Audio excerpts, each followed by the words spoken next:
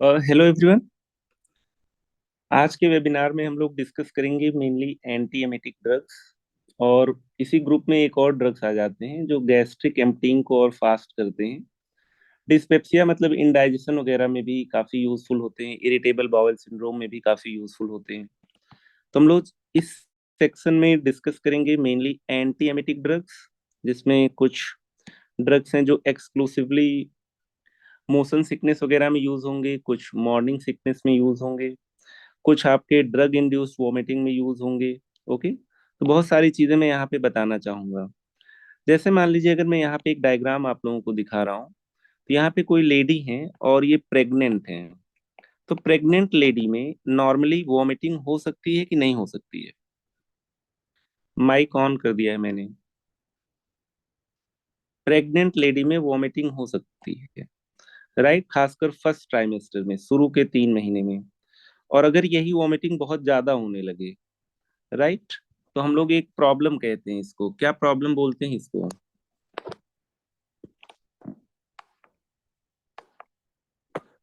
Then it is known as hyperemesis gravidarum. Right, this is important. तो pregnancy में vomiting होगी, राइट, इसको कम करने के लिए क्या दवा देना है भी हम लोग देखेंगे। और अगर ये बहुत ज्यादा हो जाए तो you call it hyperemesis gravidarum, right. और इन्हीं सारे सिम्टम्स को, जो प्रेगनेंसी में वॉमिटिंग होती है, इसी को हम लोग क्या कहते हैं? खासकर ये अर्ली मॉर्निंग होती है, this is known as morning sickness. Okay, तो ये तो मॉर्निंग सिकनेस हो गई। इसी तरीके से आप लोग मुझे एक चीज और बताइए। एक चीज और होती है मोशन सिकनेस। कितने लोग तुम में से मोशन सिकनेस समझते हैं? राइट, और किस मोशन की बात हो रही है? जैसे मान लीजिए कोई इंसान है और वो चला गया हिल एरिया में, कार या बस से ट्रेवल कर रहा है, राइट। बहुत सारे रोटेशंस होते हैं हिल पे, कुछ इस तरीके से चलते हो। या मान लो सी पे चला गया, राइट, बोट वोट से ट्रेवल कर रहा है, तो बहुत सारे अप्स एंड डाउन्स होते हैं।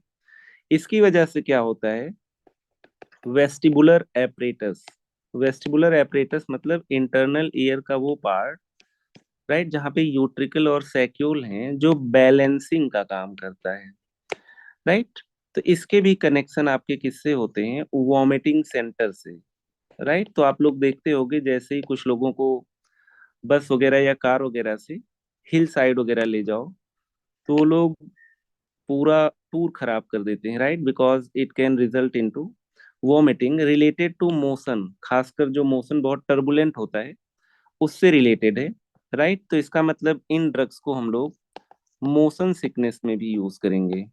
मोशन सिकनेस हिल साइड जाने पे हो सकता है, सी साइड पे हो सकता है, हम लोग सी सिकनेस कहते हैं। ओके, इसके अलावा अगर मान लीजिए मैंने कह दिया किसी को कोई भी ड्रग दो, सारे ड्रग्स का जो साइड इफेक्ट होता है वो क्या होता है? That is nausea and vomiting, right.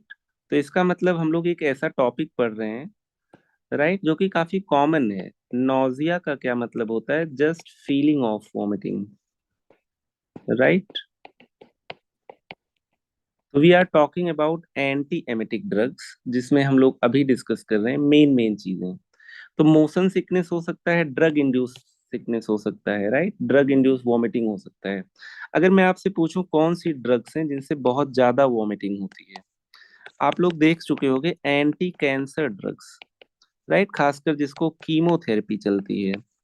Cancer के ट्रीटमेंट में you can also give radiation therapy, that is known as radiotherapy.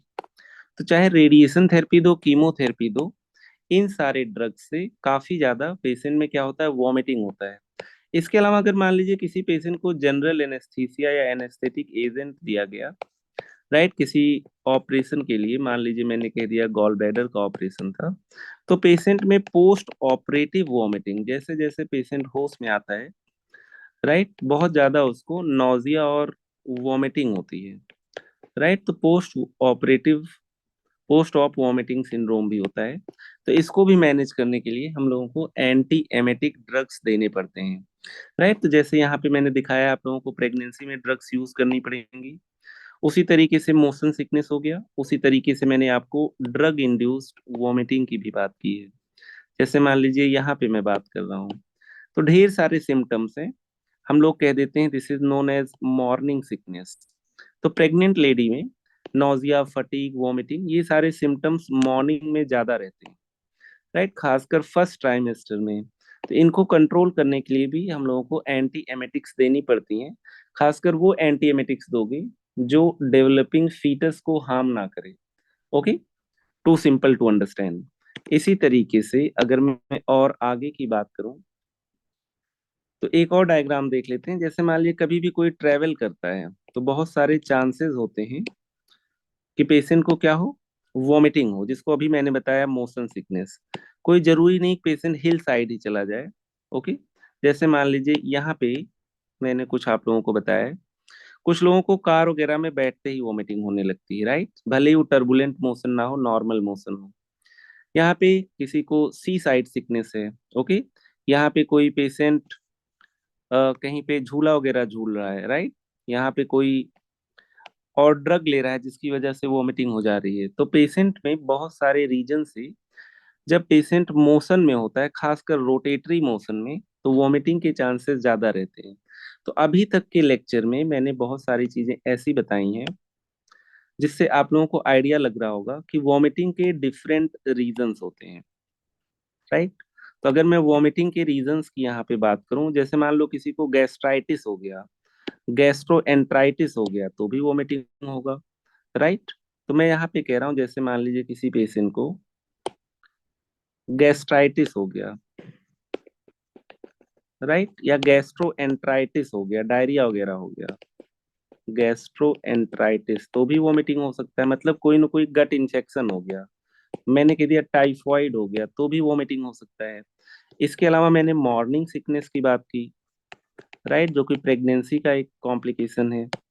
Motion sickness की बात कर लिया मैंने।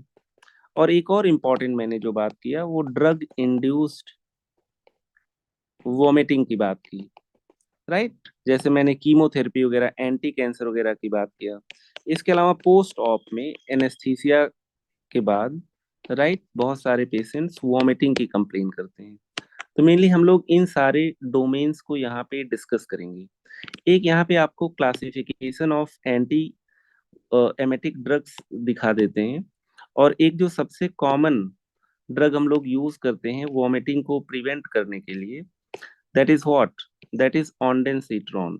यहाँ पे आप लोग कुछ इस तरीके से एमसेट नाम का टेबलेट, सिरप या इंजेक्शन पेशेंट को दे सकते हो, प्रिस्क्राइब कर सकते हो। लेकिन अब मैं ये नहीं कह रहा हूँ कॉन्डेंसेट्रॉन हर टाइप की वोमिटिंग का ड्रग ऑफ चॉइस है। डिपेंड करता है कि पेशेंट को प्रॉब्लम क्या है। पेशेंट को एंटी कैंसर ड्रग चल रहा है, या पेशेंट को प्रेगनेंसी से रिलेटेड है, या पेशेंट में मोशन सिकनेस से रिलेटेड वॉमिटिंग है। तो different class of anti emetic drugs हम लोग यूज करते हैं डिपेंडिंग ऑन कि हम लोगों को ट्रीट किस टाइप की वॉमिटिंग को करना है। जैसे मान लो अगर मैं एंटी कैंसर ड्रग की क्लासिफिकेशन की बात करूं, तो ये आपका एंटी कैंसर ड्रग का क्लासिफिकेशन रहा, जिसमें कई ग्रुप के ड्रग्स आप लोग देख पा रहे हो। पर्टिकुलरली शुरू के 4 या 5 ग्रुप्स को हम लोग डिटेल में डिस्कस करेंगे। जैसे यहाँ पे मोशन सिकनेस में यूज होने वाले ये ड्रग्स थे, आजकल काफी कम हो गया है इनका यूज। ओके, इसके अलावा H1 एंटी हिस्टामिनिक्स है, राइट, जो एलर्जी वगैरह में दवाएं देते हो उस ग्रुप की ड्रग एंटी हिस्टामिनिक, जैसे सिट्रिजिन, लियोसिट्रिजिन, राइट। लेकिन यहाँ पे दूसरे ड्रग्स हैं जो मोशन सिकनेस को पर्टिकुलरली रोकेंगे। इसके अलावा D2 ब्लॉकर्स हैं, न्यूरोलेप्टिक्स जिनको हम लोग कहते हैं, again very important group of drugs, right, जिसमें हम लोग मेनली बात करेंगे क्लोरप्रोमाजीन की। प्रोकाइनेटिक ड्रग्स हैं, ये 2-3 काम अच्छे कर देते हैं जो वॉमिटिंग को रोक लेते हैं। ये लोअर इसोफेजियल स्फिंक्टर, मतलब इसोफेगस स्टमक के जंक्शन पे जो स्फिंक्टर है उसको क्या करते हैं, टाइट कर देते हैं ताकि रिवर्स पेरिस्टालसिस ना हो। इसके अलावा अगर इस तरीके से आपका स्टमक और इंटेस्टाइन है, तो ये सीधे डायरेक्शन में फूड के मूवमेंट को और तेज कर देते हैं, तो मतलब ये वॉमिटिंग नहीं होने देंगे, राइट, ये गट के ट्रांजिट टाइम को कम कर देते हैं। इसके अलावा कुछ आपके हिस्टामीन एंटागोनिस्ट होते हैं, जैसे सेरोटोनिन है वैसे हिस्टामीन है, तो हिस्टामीन और सेरोटोनिन एंटागोनिस्ट हो गए, राइट, एंटी कोलिनर्जिक्स हो गए, D2 ब्लॉकर्स हो गए, और कुछ ड्रग्स आपके और हो गए, राइट, जो 5-HT4 एगोनिस्ट की एक्टिविटी रखते हैं, और हम लोग कहते हैं ये गट के ट्रांजिट टाइम को बढ़ाते हैं। तो ये सारी चीजें हम लोग आज के लेक्चर में डिस्कस करेंगे। अगर इसको मैं ब्रॉडली क्लासिफाई करूं तो प्रोकाइनेटिक ड्रग्स में एक और प्रॉपर्टी है क्या, जो गट में फूड के ट्रांजिट टाइम को कम कर देगा। मतलब फूड जल्दी से स्टमक से स्मॉल इंटेस्टाइन फिर लार्ज इंटेस्टाइन, मतलब एक तरीके से गट को बेटर क्लियर करेंगे, कॉन्स्टिपेशन वगैरह भी रिलीव करेंगे, रिफ्लक्स वगैरह भी रिलीव करेंगे और एंटी एमेटिक प्रॉपर्टी भी रखेंगे। Okay, so this is very very important group जो कि हम लोग एंटी एमेटिक ड्रग्स डिस्कस करने वाले हैं। राइट, बच्चों से लेके बड़ों तक डिफरेंट टाइप के वॉमिटिंग, मोशन सिकनेस, इन सारी चीजों में यूज होने वाले हैं। तो बिना ज्यादा टाइम वेस्ट किए अब हम लोग चलते हैं अपनी स्लाइड पे। 1.5 आवर में हम लोग लगभग इस वेबिनार को कवर करेंगे और मेनली यहाँ पे दो ग्रुप के ड्रग्स को डिस्कस करेंगे। वैसे प्रोकाइनेटिक भी एंटी एमेटिक में आ जाते हैं, राइट, बट प्रोकाइनेटिक ड्रग्स के और भी यूजेस हैं, राइट, जैसे जीआरडी हो गया, जैसे इरिटेबल बाउल सिंड्रोम वगैरह हो गया। तो हम लोग इसको कुछ इस तरीके से पढ़ेंगे कि काफी चीजें और कवर हो जाएं जो एसोसिएटेड कंडीशंस में मिल सकती हैं। ओके, चलिए हम लोग डिस्कस करते हैं। Let's talk about anti emetic drugs. और पहले हम लोग कुछ फिजियोलॉजी देख लेंगे कि वॉमिटिंग होती क्यों है। राइट, ऐसा नहीं है कि किसी को केवल जीआईटी की प्रॉब्लम होगी तभी वॉमिटिंग होगा। अगर किसी को मेनिंजाइटिस वगैरह हो गया, यूटीआई वगैरह हो गया, राइट, तो भी वॉमिटिंग हो सकता है। इन सारी चीजों को हम लोग डिटेल में डिस्कस करेंगे। आई होप आवाज वगैरह सबको मिल रही है। Let's talk about, we will talk about anti-emetic drugs and we will also talk about prokinetic drugs. Okay, broadly अगर देखा जाए प्रोकाइनेटिक भी एंटी एमेटिक में आ जाएंगे क्योंकि एंटी एमेटिक प्रॉपर्टी है वहां पे। तो this will be our discussion. Okay, anti emetic drugs, एक टर्म होता है nausea, right, this is feeling of vomiting. Right, कभी कभी आप लोगों को आइडिया लग जाता है कि वॉमिटिंग आने वाला है, this is feeling of vomiting.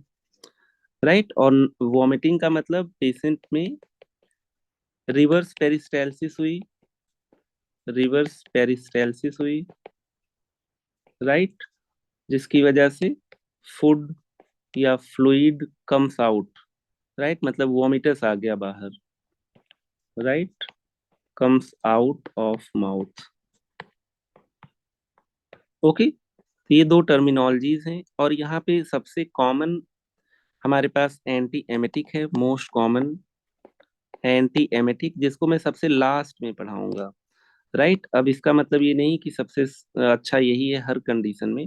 That is ondansetron. Okay, Emeset नाम से, ऑन्डेम नाम से, इन सारे नाम से मार्केट में आपको अवेलेबल होगा। राइट, तो अब एमेटिक्स भी कुछ ड्रग्स होते हैं जो वॉमिटिंग कराते हैं। एंटी एमेटिक्स केवल दो ही ग्रुप की ड्रग्स हैं अगर देखा जाए।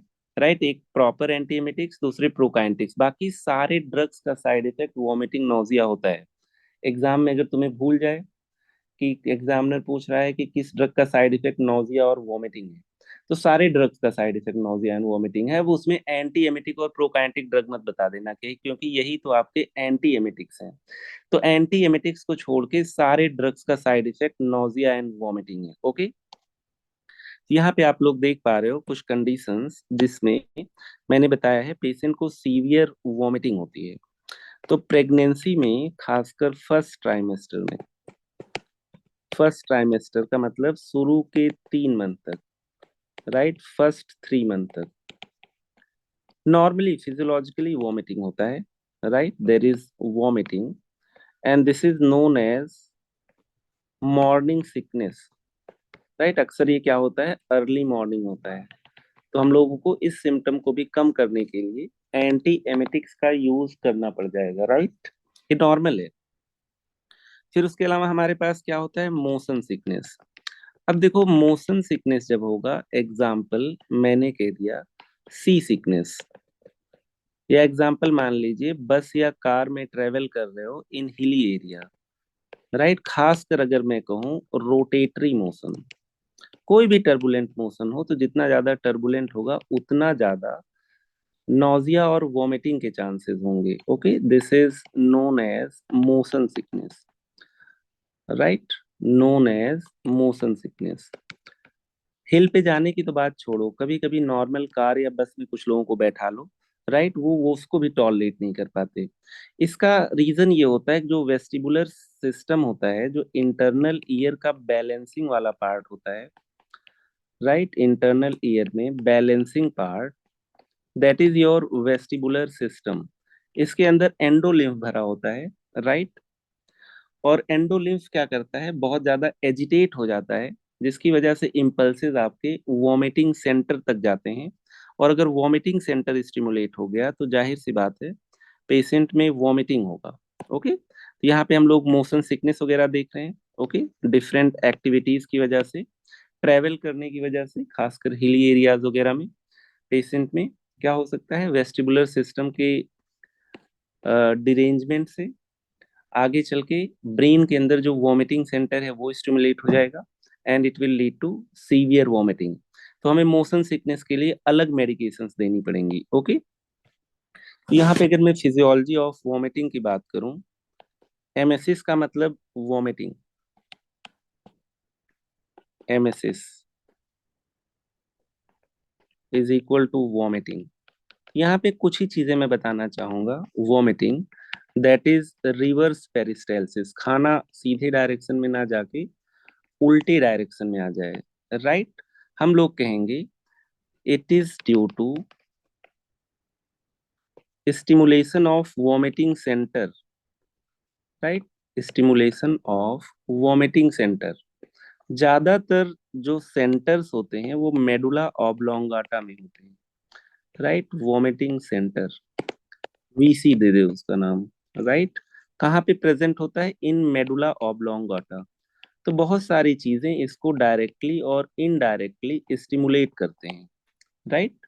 जैसे रेस्पिरेटरी सेंटर मेडुला ऑब्लोंगाटा में होता है, उसी तरीके से वॉमिटिंग सेंटर भी है। ओके, तो मैं कह रहा हूँ दिस वॉमिटिंग सेंटर, मेनली दो तीन पाथवे बता दे रहे हैं। Vomiting centre can be stimulated via vestibular system, अभी मैंने आप लोगों को बताया था internal ear, vestibular system that is internal ear, ये सब आप लोग ईएनटी में पढ़े ही होंगे, राइट। इसी तरीके से एक और सीटीजेड सेंटर है जिसको हम लोग कीमो ट्रिगर जोन कहते हैं, राइट। ये ब्रेन में फोर्थ वेंट्रिकल के आसपास पाया जाता है और ब्लड ब्रेन बैरियर से कवर्ड नहीं होता। तो अगर कीमो ट्रिगर जोन आपका स्टिमुलेट होगा या वेस्टिबुलर सिस्टम ओवर स्टिमुलेट होगा, तो आगे चल के ये स्ट्रक्चर्स आपके डिफरेंट केमिकल मीडिएटर्स के थ्रू वॉमिटिंग सेंटर को स्टिमुलेट कर देंगे। वॉमिटिंग सेंटर स्टिमुलेट हो जाएगा तो जाहिर सी बात है वॉमिटिंग होगा। अब मैं कह रहा हूँ कि किसी पेशेंट में ये कुछ स्टिमुलेट नहीं हुआ, किसी पेशेंट में मेनिंजाइटिस हो रखी, एंसेफ्लाइटिस हो रखा है, इसका मतलब ब्रेन का इन्फ्लेमेशन है या इंट्राक्रेनियल टेंशन इंक्रीज है, तो भी वोमिटिंग सेंटर डायरेक्टली स्टिमुलेट हो सकता है। और मेनिंजाइटिस, एंसेफ्लाइटिस, इन सारी डिसीजेज में भी वोमिटिंग हो सकती है, बल्कि और ज्यादा तेज वोमिटिंग होगी। हम लोग कहते हैं फोर्सफुल वोमिटिंग है, प्रोजेक्टाइल वोमिटिंग है। तो वोमिटिंग का मतलब इतना ही नहीं है कि जीआईटी से रिलेटेड प्रॉब्लम है, it can be other problem also. Okay, तो इसको थोड़ा सा सीरियसली लेना चाहिए डिपेंडिंग ऑन कि आप क्या डिफरेंशियल डायग्नोसिस बना रहे हो। यहाँ पे जब फिजियोलॉजी ऑफ वोमिटिंग की बात करते हैं, तो अगेन यहाँ पे जो सेंटर ऑफ अट्रैक्शन हो जाता है, that is your vomiting centre present in medulla oblongata. यहाँ पे अगर मैं आप लोगों को दिखाऊं, इसको बहुत जूम नहीं कर रहा हूँ, ये आपका वोमिटिंग सेंटर है, राइट, वीसी। तो यहाँ पे आपका क्या हो गया, वोमिटिंग सेंटर। अगर ये स्टिमुलेट होगा तो इसका काम ही है वोमिटिंग कराना। This is present in medulla, right, this is present in medulla oblongata, right. अब देखो, इसको बहुत सारी चीजें स्टिमुलेट कर सकती हैं। जैसे यहाँ पे वेस्टिबुलर एपरेटस देख पा रहे होगे आप लोग। वेस्टिबुलर एपरेटस का एक बार फिर से मैं बात कर रहा हूँ, इंटरनल ईयर। इंटरनल ईयर के दो पार्ट होते हैं, one is cochlea that is concern with hearing, second part is vestibule जिसमें सैक्यूल और यूट्रिकल्स ये सारी चीजें होती हैं, इंक्लूडिंग सेमी सर्कुलर कैनाल्स। इनका काम होता है बैलेंसिंग। ओके, तो अगर ये डिस्टर्ब हो जाते हैं, they are connected to the vomiting centre, यहाँ पे कुछ इस तरीके से देख पा रहे हो। और वॉमिटिंग सेंटर के प्रॉक्सिमिटी में ही you have chemo trigger zone, right, CTZ centre. तो अगर ये सारी चीजें स्टिमुलेट होंगी, राइट, तो डिफरेंट मैकेनिज्म से वॉमिटिंग सेंटर स्टिमुलेट होगा। जैसे मान लीजिए मैंने कह दिया यहाँ पे कीमो ट्रिगर जोन स्टिमुलेट हो गया, राइट, या मान लीजिए मैंने कह दिया यहाँ पे सेमी वेस्टिबुलर एपरेटस स्टिमुलेट हो गया, वेस्टिबुलर एपरेटस स्टिमुलेट हो गया, राइट। तो ये सारी चीजें क्या करेंगी, वॉमिटिंग सेंटर को स्टिमुलेट कर देंगी। ओके, जैसे मान लीजिए मैंने कह दिया कोई ड्रग दिया, राइट, कोई भी मेडिकेशन दिया, तो मेडिकेशन कीमो ट्रिगर जोन को स्टिमुलेट करेगा और chemo trigger zone is connected to vomiting centre. जैसे मान लीजिए अगर कोई पेशेंट मोशन में है, तो मोशन की वजह से वेस्टिबुलर एपरेटस स्टिमुलेट हो सकता है। अब ये डिपेंड करता है किसको कितने मोशन पे वॉमिटिंग आती है, राइट। तो this will stimulate your vomiting centre, right. Finally यहाँ पे कुछ केमिकल मीडिएटर्स होते हैं जिनको जान लेना बहुत जरूरी है। जैसे हमारे पास हिस्टामीन यहाँ पे है, हमारे पास यहाँ पे सेरोटोनिन है, हमारे यहाँ पे एसिटाइल कोलिन है, हमारे यहाँ पे डोपामीन है। ये सारे केमिकल मीडिएटर्स क्या करते हैं, वॉमिटिंग सेंटर को स्टिमुलेट करते हैं। जैसे आप लोग समझते होंगे कुछ एक्साइटेटरी न्यूरोट्रांसमीटर्स होते हैं, कुछ इनहिबिटरी न्यूरोट्रांसमीटर्स होते हैं। तो यहाँ पे भी कुछ न्यूरोट्रांसमीटर्स का ओवरऑल एक्शन ये होता है कि वो डिफरेंट जगहों को स्टिमुलेट करके अल्टीमेटली वॉमिटिंग सेंटर स्टिमुलेट करेंगे। तो यहाँ पे अगर मैं केमिकल मीडिएटर्स इन्वॉल्व की बात करूं, आगे चल के इन्हीं को ब्लॉक करना पड़ेगा। जैसे हमारे पास एसिटाइल कोलिन है, जैसे हमारे पास हिस्टामीन है, जैसे हमारे पास डोपामीन है, जैसे हमारे पास सेरोटोनिन है, right, that is 5-HT, this is serotonin, 5 hydroxy tryptamine. हम लोग क्या बात कर रहे हैं, वॉमिटिंग सेंटर, और यहाँ पे कुछ न्यूरोट्रांसमीटर्स हैं जो वॉमिटिंग को प्रमोट करेंगे, राइट। तो यहाँ पे फिर से मैं लिखवा दे रहा हूँ, number 1 you have histaminics, histamines. Number 2 you have serotonins, serotonins का मतलब 5 हाइड्रोक्सी ट्रिप्टामीन। इसके अलावा यू हैव डोपामीन, राइट। तो ये सारी चीजें ज्यादातर आपकी इन्वॉल्व होती हैं क्या कराने में, वॉमिटिंग कराने में। इसका मतलब, इसके अलावा एसिटाइल कोलिन भी मैंने बताया था, ACH का मतलब एसिटाइल कोलिन। इसका मतलब आगे चल के जब हम लोग एंटी एमेटिक ड्रग्स की बात करेंगे, तो इन सबको हम लोगों को क्या करना है, इनहिबिट करना है, राइट। तो कुछ एंटी कोलिनर्जिक्स होंगे, कुछ एंटी हिस्टामिनिक्स होंगे, कुछ एंटी सेरोटोनर्जिक ड्रग्स होंगे, कुछ D2 ब्लॉकर्स होंगे, डोपामीन ब्लॉकर्स, जिसको आप लोग क्या कह देते हो, न्यूरोलेप्टिक्स। इन सब की बात हम लोग डिटेल में करेंगे। तो मेरे ख्याल से फिजियोलॉजी ऑफ वॉमिटिंग जितना मैं यहाँ पे बताना चाहता था फार्मा में, उतना मैंने बता दिया है। ओके, तो एक बार से मैं फिर से बात करता हूँ, physiology of vomiting, let's recap it, right. मैंने कहा यहाँ पे vomiting centre, right, vomiting centre जिसको मैं कह दे रहा हूँ दिस इज VC, कहाँ प्रेजेंट है, this is present in medulla, right. Different pathway से ये क्या हो सकता है, स्टिमुलेट हो सकता है। दो पाथवे मैंने आपको बताया, कीमो ट्रिगर जोन, और मैंने आपको बताया वेस्टिबुलर एपरेटस, राइट। अब यहाँ पे कुछ ट्रांसमीटर्स होंगे जो इसको स्टिमुलेट कर रहे हैं, जिसमें मैंने बताया हिस्टामीन्स, राइट, 5-HT का मतलब 5 hydroxy tryptamine, 5 hydroxy tryptamine, and this is serotonin, serotonin, right. इसी तरीके से एसिटाइल कोलिन, इसी तरीके से डोपामीन। तो बेसिकली ये चार ग्रुप तो हम लोग डिस्कस ही करेंगे, राइट। जिनमें एंटी हिस्टामिनिक्स हो गए, 5-HT एंटागोनिस्ट हो गए, एंटी कोलिनर्जिक्स हो गए, डोपामीन हो गए। तो कुल मिला के यहाँ से आइडिया लग गया है कि हम लोगों का डिस्कशन किस तरफ जाएगा, और जो डिफरेंट टाइप के वॉमिटिंग को इनहिबिट करेगा। जैसे मान लीजिए अगर मुझे मोशन सिकनेस को प्रिवेंट करना है, तो मैं चाहूंगा ये वेस्टिबुलर एपरेटस कम स्टिमुलेट हो, राइट। तो मुझे दूसरे ग्रुप की ड्रग देनी पड़ेगी जो वेस्टिबुलर एपरेटस पे काम करे, राइट। अगर मान लीजिए मैं ये देख रहा हूँ कोई ड्रग सेंट्रली काम कर रही है और डोपामीन रिसेप्टर को एगोनिस्ट का काम करके वॉमिटिंग करा रही है, तो मुझे एंटी डोपामिनर्जिक ड्रग वाली एक्टिविटी को यूज करना पड़ेगा। ओके, तो यहाँ पे based on this physiology you have anti emetics, right. तो जैसा कि मैंने बताया एंटी हिस्टामिनिक प्रॉपर्टी होगी। हिस्टामिन्स क्या करा रहे हैं, वॉमिटिंग, तो एंटी हिस्टामिनिक्स आपके क्या कराएंगे, they will act as anti emetics. तो यहाँ पे मैंने कह दिया चलो एंटी कोलिनर्जिक्स, जो कि काफी कम यूज होते हैं आजकल। एंटी कोलिनर्जिक का मतलब ये एंटी एसिटाइल कोलिन, राइट। इसका दूसरा हमारे पास एंटी हिस्टामिनिक्स है, इसका मतलब ये हिस्टामिन के एमेसिस को कम करेंगे, राइट।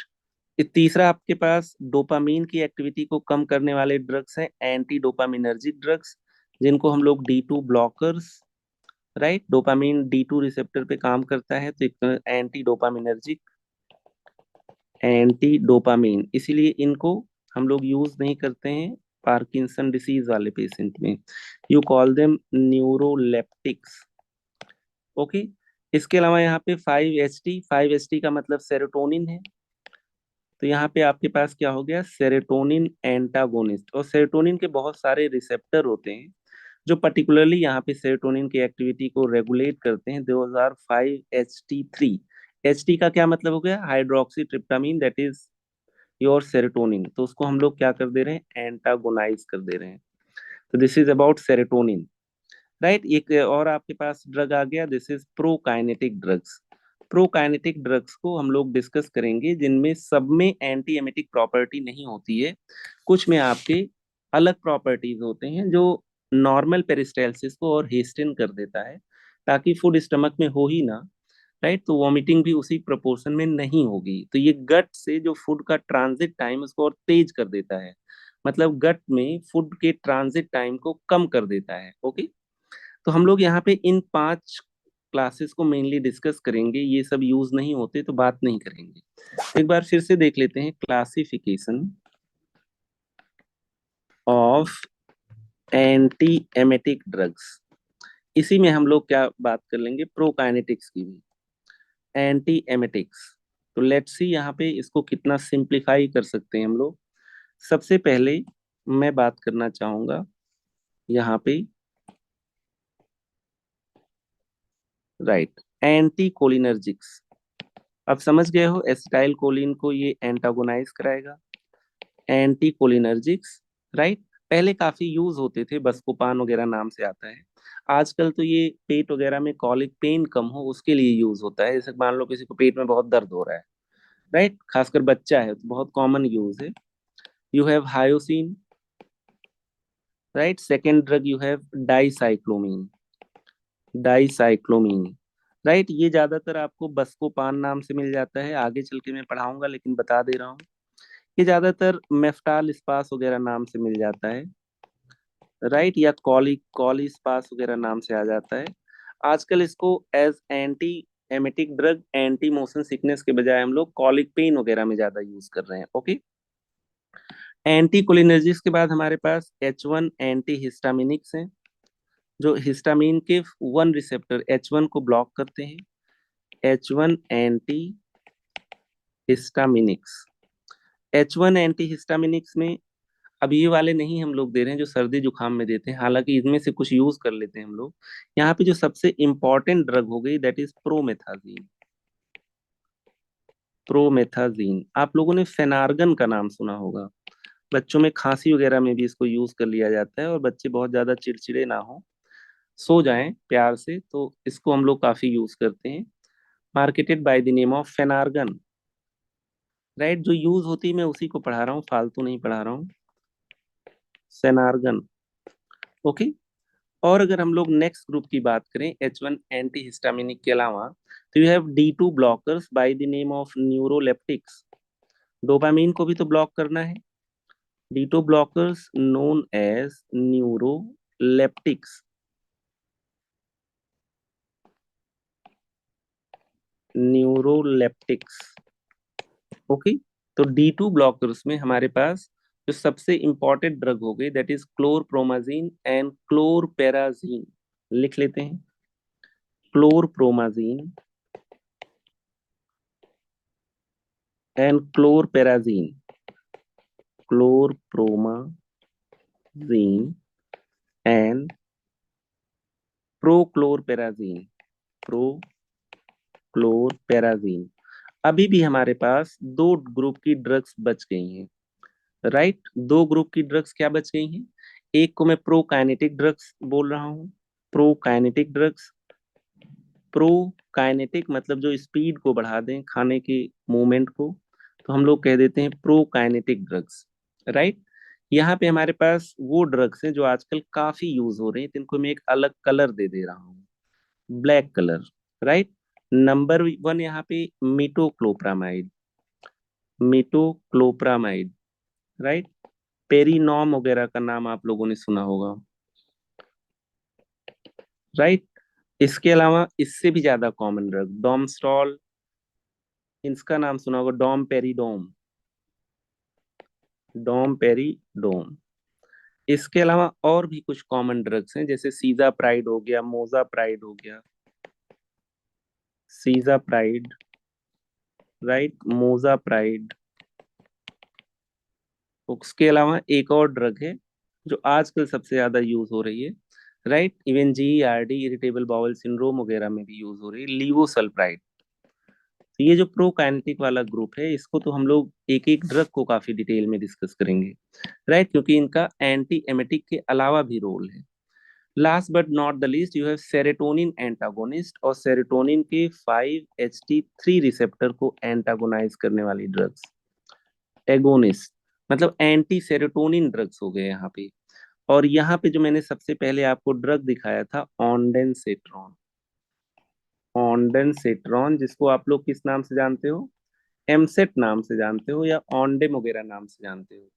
इसके अलावा इसी का और लॉन्ग एक्टिंग और ज्यादा पोटेंट है, यू हैव ग्रेनीसीट्रॉन, ग्रेनीसीट्रॉन। तो कुछ इस तरीके से हमारे पास एंटी एमेटिक ड्रग्स हैं, जिनको हम लोग वन बाय वन काफी डिटेल में बात करेंगे। फिर से देख लेते हैं।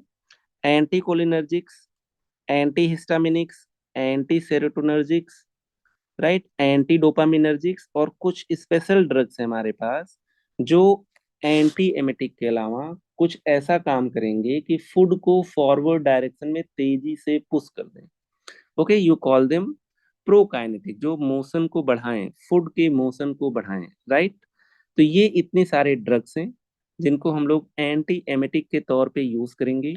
मैंने आप लोगों को फिजियोलॉजी भी बता दिया था, ओके, जिसमें मैं इन इन रिसेप्टर न्यूरोट्रांसमीटर्स को काम नहीं करने देना चाहता, चाहे वो किसी भी पाथवे से वॉमिटिंग सेंटर को स्टिमुलेट कर रहे हो। वॉमिटिंग के क्या क्या कॉजेज हो सकते हैं? इन्फेक्टिव कॉजेज हो गए, पोस्ट रेडिएशन हो गया, पोस्ट सर्जरी हो गया, मॉर्निंग सिकनेस हो गया, मोशन सिकनेस हो गया, वो सारी चीजें भी हम लोग डिस्कस किए हैं। तो let's start our discussion from the anti cholinergics, जिसको एज एंटी एमेटिक अब बहुत कम ही यूज करते हैं, राइट। तो हमारे पास एंटी कोलिनर्जिक्स हो गए। उस क्लासिफिकेशन को एक बार फिर से रिवाइज कर लेते हैं, जिसमें हमारे पास number one you have hyoscine, right, number two you have dicyclomine. Okay, ये किसको ब्लॉक करते हैं? ये आपके एसिटाइल कोलिन के एक्शन को ब्लॉक करते हैं, जिसकी वजह से इसमें क्या हो जाता है, एंटी एमेटिक प्रॉपर्टी आ जाता है। They antagonise emesis emetic action mediated by acetyl choline, mediated via acetyl choline neurotransmitter, right. तो यहाँ पे हम लोग कह रहे हैं काफी इफेक्टिव ड्रग्स हैं, right, effective drugs in motion sickness, right. लेकिन यूज इसलिए नहीं कर रहे हैं ज्यादा क्योंकि इनका बहुत शॉर्ट ड्यूरेशन ऑफ एक्शन है, राइट, बार बार देना पड़ेगा। Lesser less used, less used due to short duration of action. तो इसका हम लोग यूज ज्यादातर कहाँ कर रहे हैं, right, mainly used in relieving spasmodic abdominal pain, spasmodic abdominal pen. Right, तो हमारे पास यहाँ पे दो ड्रग्स हो गए, एक डाइसाइक्लोमीन, आप लोगों ने देखा होगा बच्चों में सिरप चलती है, कॉलिस्पास, कॉलिकेड, या इवन बड़ों में मेफ्टाल स्पास टैबलेट्स। इसी तरीके से इंजेक्शन बस्कोपान वगैरह होता है, किसी को बहुत सीवियर पेट में दर्द हो रहा है, मरोड़ वगैरह उठ रखी है, राइट, तो due to anti cholinergic actions क्या करता है, ये स्पाज्मोडिक पेन को कम कर देता है। एंटागोनाइज किसको कर रहा है, एसिटाइल कोलिन के एक्शंस को। ओके, तो यहाँ पे हम लोग कह रहे हैं ये सब यूज किए जाते थे मोशन सिकनेस में, मॉर्निंग सिकनेस में, आजकल इनका यूज काफी कम है। जैसे यहाँ पे इंजेक्शन बस्कोपान है, राइट, मेनली हायोसिन है, hyoscine mainly used in treatment of spasmodic abdominal pen, spasmodic या कॉलिकी एब्डोमिनल पेन। राइट, ये आपका इंजेक्शन हो गया, ये आपका टेबलेट हो गया। राइट, हम लोग इसको आईएम या आईवी दे सकते हैं। Okay, this is injection बस्कोपान। इसके अलावा हमारे पास डाईसाइक्लोमीन भी है। डाईसाइक्लोमीन सिरप भी आता है, ड्रॉप भी आता है, टेबलेट भी आता है। Right, by the name of Meftal Spas. Again नाम से ही पता चल रहा है, spasmodic abdominal pain, Colispas, right, गैस्टिका, इस नाम से कुछ आता है। हम लोग कह देते हैं again to relieve abdominal pain, to relieve abdominal pain. खासकर बच्चों वगैरह में इसका यूज और ज्यादा कॉमन है, क्योंकि बच्चे शायद उल्टा सीधा खा लेते हैं और पेन एब्डोमेन उनकी सबसे ज्यादा चीफ कंप्लेन होती है। ओके, तो मैंने यहाँ पे आप लोगों को एक ग्रुप दिखाया है जिसमें है बहुत अच्छी anti emetic property, right, related to motion sickness, but lesser use due to shorter duration of action. इनके और भी काम है जिसमें मैंने डिस्कस कराया कि स्पाज्मोडिक पेन वगैरह के लिए यूज होते हैं। राइट, अब हम लोग यहाँ पे अगर और बात करें तो जो सेकेंड वाली ग्रुप है H1 anti histaminics. H1 anti histaminics की अगर मैं बात करूं तो यहाँ पे आपके पास प्रोमेथाजीन है। राइट, तो इसको अगर मैं और हटा दूं यहाँ से, second group you have H1 anti histaminics. H1 anti histaminics में you have drugs like promethazine. Right, इसके अलावा आप लोगों के पास मैक्लोजीन है, सिनेरिजीन है। मैंने यहाँ पे मेनली प्रोमेथाजीन की बात की थी, एग्जाम्पल यहाँ पे प्रोमेथाजीन। राइट, एक ड्रग और यहाँ पे हम लोग डिस्कस करेंगे, सिनेरिजीन, राइट, जो कि काफी कॉमनली यूज हो रही है। ओके, तो we have already talked about hyoscine, we have talked about dicyclomine. अब हम लोग एंटी हिस्टामिनिक्स की बात कर रहे हैं जिनको हम लोग सर्दी जुकाम में भी यूज करते हैं, लेकिन यहाँ पे मेनली हम लोग H1 एंटी हिस्टामिनिक्स की बात कर रहे हैं जो H1 रिसेप्टर पे काम करें। और हम लोगों ने शुरू में ही डिस्कस कर लिया था, ये ड्रग्स आपकी क्या करती हैं, H1 को एंटागोनाइज करेंगी, मतलब हिस्टामीन के एक्शन को नहीं होने देंगी। और हम लोगों ने कहा था histamine, serotonin, dopamine, acetyl choline, ये सब आपके वोमिटिंग सेंटर को स्टिमुलेट करते हैं। तो एक प्रोमेथाजीन की बात करेंगे, एक यहाँ पे हम लोग सिनेरिजीन की बात करेंगे, सिनेरिजीन। राइट, यहाँ का जो प्रोटोटाइप ड्रग है that is promethazine, marketed by the name of Phenergan. Right, then you have cinnarizine, यहाँ पे आपके पास मार्केटेड है by the name of Stugeron, Stugeron. Right, ये काफी कॉमनली यूज ड्रग्स हैं। हम लोग यहाँ पे देख पा रहे हैं used as anti vertigo drugs, right, having anti motion sickness property. Even ये आपके मॉर्निंग सिकनेस में भी यूज किए जाते थे, बट आजकल इनको अवॉइड किया जाता है। ओके, तो हम लोग यहाँ पे बात कर रहे हैं एक तरीके से drug of choice, cinnarizine for motion sickness. Right, very very important. और मोशन सिकनेस पे काम कर रही है, इसका मतलब ये मोशन, हम लोगों ने क्या कहा था, जो इंटरनल ईयर है, वेस्टिबुलर एपरेटस है, राइट, उसके स्टिमुलेट होने से आगे चल के वॉमिटिंग सेंटर स्टिमुलेट हो रहा था। तो ये ऐसे ग्रुप की ड्रग्स हैं जो वॉमिटिंग सेंटर को स्टिमुलेट नहीं होने देंगे वाया वेस्टिबुलर एपरेटस। तो यहाँ पे अगर मैं एक्शन की बात करूं, इनकी एक्शन, तो they inhibit what? Stimulation of vestibular apparatus. अगर वेस्टिबुलर एपरेटस ही स्टिमुलेट नहीं हुआ, राइट, देयरफॉर हम लोग क्या कह देंगे? Vomiting centre not stimulated. Vomiting centre मैंने कहा था दो चीजों से क्लोजली कनेक्टेड है, एक कीमो ट्रिगर जोन से और दूसरा आपका वेस्टिबुलर एपरेटस से। वेस्टिबुलर सेंटर नॉट स्टिमुलेटेड, जिसकी वजह से मैंने क्या कह दिया? Therefore anti used as anti emetic. लेकिन यहाँ पे हम लोग कब यूज कर रहे हैं इसको? कीमोथेरेपी के बाद यूज नहीं कर रहे हैं हम लोग इसको। क्या कहते हैं, पोस्ट सर्जरी ऑपरेट करने के बाद यूज नहीं कर रहे हैं, राइट। तो डिफरेंट वॉमिटिंग को ट्रीट करने का डिफरेंट तरीका है, मोशन सिकनेस से रिलेटेड है, तो this is very very effective drug in motion sickness. अभी हम लोग रेडियोथेरेपी, कीमोथेरेपी, राइट, या पोस्ट ऑप में डिफरेंट एंटीएमेटिक यूज करेंगे, ना कि सिनेरिजीन यूज करेंगे, ना कि प्रोमेथाजीन यूज करेंगे, राइट। तो ये आपके मेनली हम लोग क्या कह रहे हैं? वेस्टिबुलर एपरेटस को क्या कर देते हैं? स्टिमुलेट नहीं होने देते हैं, जिसकी वजह से आगे चल के वॉमिटिंग सेंटर आपका स्टिमुलेट नहीं होता है। ओके, यहाँ पे आप लोगों के पास क्या है? टेबलेट स्टूजेरॉन। यहाँ डोज होती है कि आप ट्रेवल करने से पहले 25 मिलीग्राम ले लीजिए। Okay, very very effective in treatment of motion sickness. Okay, promethazine की अगर मैं बात करूं तो इसको भी हम लोग 4 से 6 घंटे पहले दिला देते हैं पेशेंट को, राइट, ताकि आगे चल के जब पेशेंट ट्रेवल करे तो इस ड्रग का इफेक्ट हो। तो एक तरीके से प्रोफाइलैक्टिक यूज है, राइट, अगेंस्ट वॉमिटिंग। ओके, तो यहाँ पे अगर मैं कुछ डायग्राम और आप लोगों को दिखा दूं इसको हटा के, प्रोमेथाजीन चलो मैं आगे दिखा दूंगा, ठीक है। तीसरा आप लोगों के पास क्या हो गया? न्यूरोलेप्टिक्स।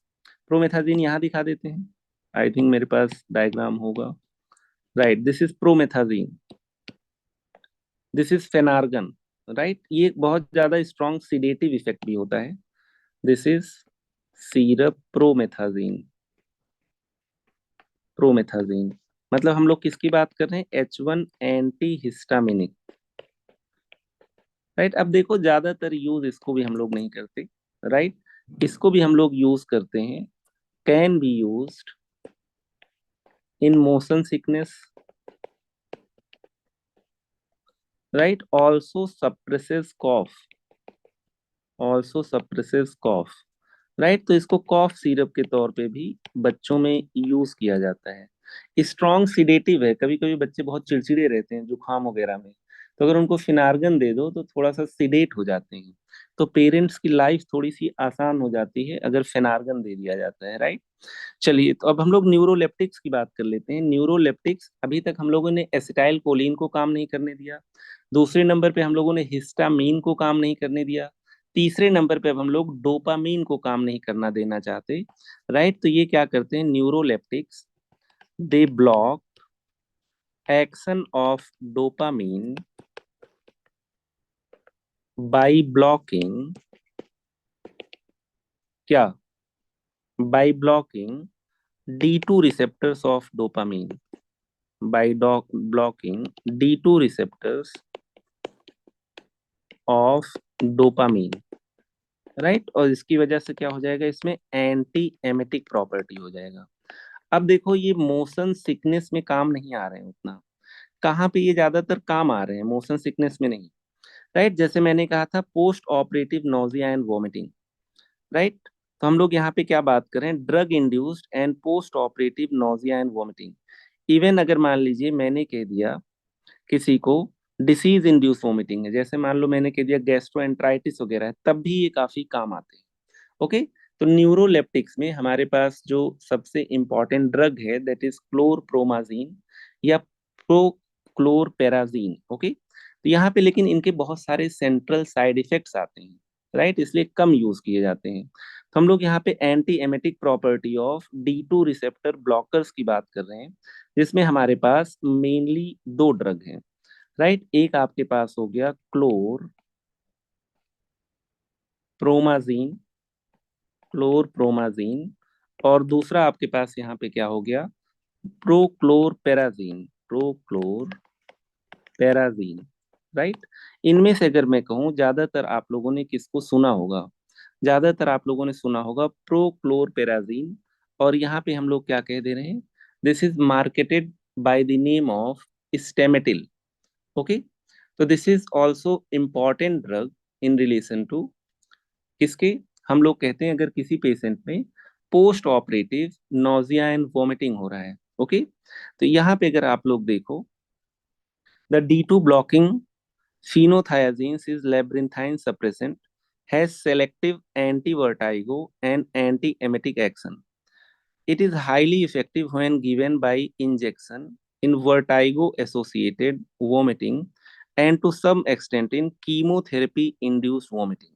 ओके। तो यहाँ पे अगर मान लीजिए मैं कहूँ दिस इज क्लोरपेराजीन, प्रोक्लोरपेराजीन, तो किसको एंटागोनाइज कर रहा है? एंटागोनाइजिंग किसको? D2 receptors, D2 receptors. Therefore, this is anti-emetic, right? Marketed by the name of what?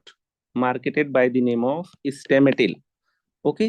तो प्रोक्लोरपेराजीन इस ग्रुप की काफी इंपॉर्टेंट ड्रग है। अगर मैं इसके डोज की बात करूं, डोज, तो हम लोग कहते हैं it is 5 to 10 milligram BD और TDS। 5 to 10 मिलीग्राम BD और TDS, ये आपका क्या हो गया? ओरल डोज हो गया, राइट। इसके इंजेक्शंस भी अवेलेबल हैं।